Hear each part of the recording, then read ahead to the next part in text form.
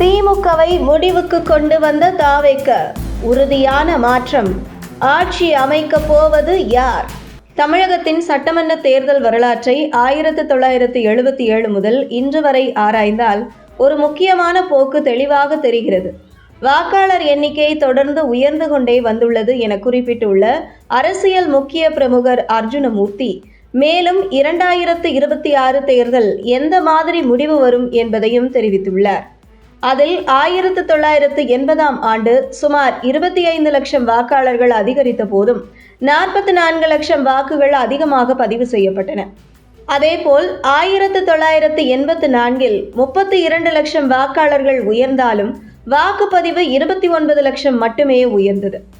1989இல் 34 லட்சம் வாக்காளர்கள் உயர்ந்தும் வாக்குப்பதிவு வெறும் 11 லட்சம் மட்டுமே உயர்ந்தது. 1991ஆம் ஆண்டு ஒரு விதிவிலக்காகும். சுமார் 22 லட்சம் வாக்காளர்கள் உயர்ந்தும் வாக்குப்பதிவு 6 லட்சம் குறைந்தது. இது அன்றைய அரசியல் சூழ்நிலைக்கும் ராஜீவ்காந்தியின் படுகொலை சம்பவத்திற்கு பிந்தைய மனநிலைக்கும் தொடர்புடையதாக பார்க்கப்படுகிறது. 1996இல் 48 லட்சம் வாக்காளர்கள் அதிகரித்த போது வாக்குப்பதிவு 64 லட்சம் உயர்ந்தது. ஆனால் 2001இல் 30 லட்சம் வாக்காளர்கள் அதிகரித்தும் வாக்குப்பதிவு 21 லட்சம் குறைந்தது.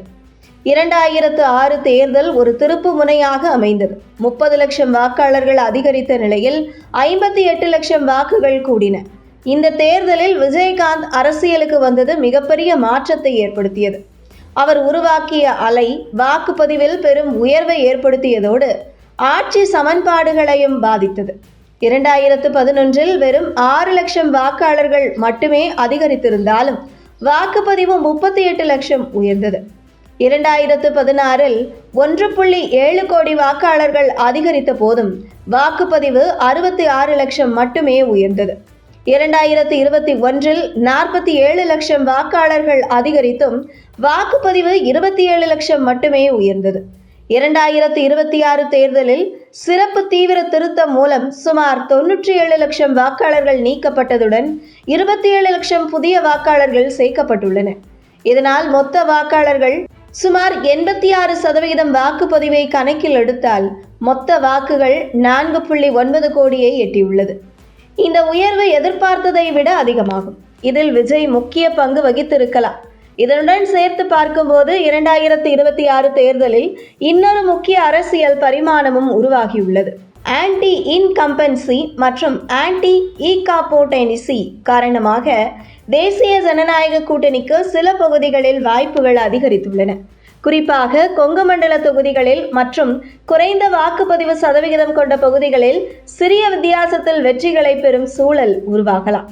மேலும் சென்னை போன்ற நகரங்களில் திமுக பல இடங்களில் கடுமையான போட்டியை சந்திக்கக்கூடும். தாவேக உருவாக்கும் வாக்குப்பிளவு பல தொகுதிகளில் முடிவுகளை மாற்றக்கூடியதாக இருக்கும். இந்த நிலைமைகளை ஒருங்கிணைத்து பார்க்கும்போது தேசிய ஜனநாயக கூட்டணிக்கு கூட்டணி அரசு அமைக்கும் ஒரு பெரிய வாய்ப்பு உருவாகியுள்ளது. இதே நேரத்தில் மகளிருக்கான உரிமை தொகை போன்ற நலத்திட்டங்கள் மூலம் திமுக தனது ஆதரவு வாக்குகளை தக்க வைத்திருக்குமானால் ஆளும் கட்சி தொடர்வதற்கான வாய்ப்பும் இன்னொரு பரிமாணமாக உருவாகும்.